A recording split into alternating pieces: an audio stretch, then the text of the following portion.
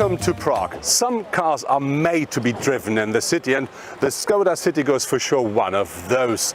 And where else could we test that car better than in the middle of a city?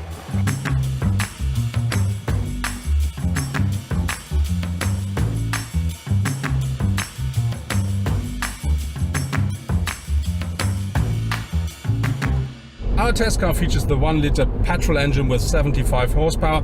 This is combined, as all the other models, with a 5-speed manual gearbox, and this combination works quite well for the car and it's perfect for the city. The only quite unusual thing nowadays is that the reverse gear is to the right and to the rear. This is something you have to get used to if you're used to a 6-speed manual.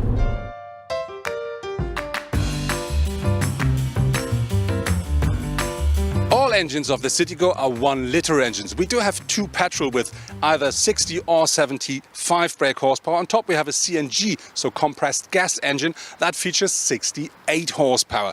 Gear shifting with all the models is with a 5-speed manual gearbox. Very important are the figures regarding to the fuel consumption. The petrol engine should only take 4.4 liter per 100 kilometer driven. With a CNG it's 4.5 kilogram of gas.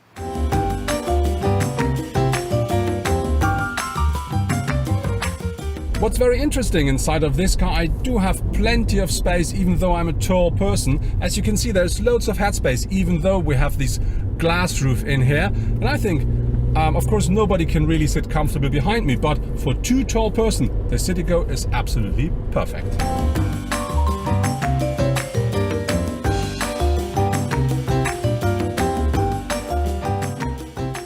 The materials and the craftsmanship inside of the Citigo is absolutely fine. We do find some glossy materials here which are really looking great, but I have to be honest, we have the Monte Carlo edition on board, which means we really have nearly everything. And what I really like are these multicolor seats in here.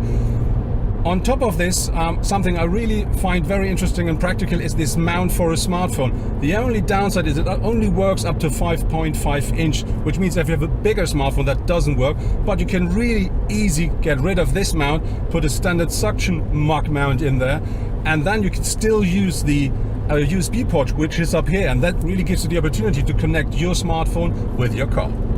The Citigo not only offers plenty of space for passenger and driver, it also offers enough boot space. We do have here a boot size of 251 up to 959 liters of maximum capacity, and I think for a car of that size, that is more than okay.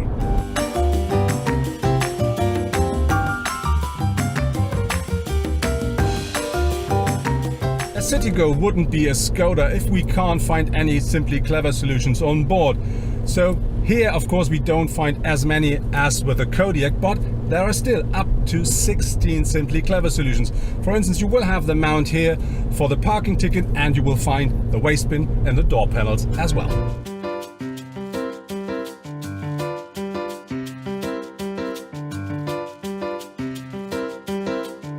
The most changes during the facelift we're gonna find at the front of the car. So we do have a completely new hood, a new grille, and a redefined bumper, which includes the fog lights as well as the bending light system.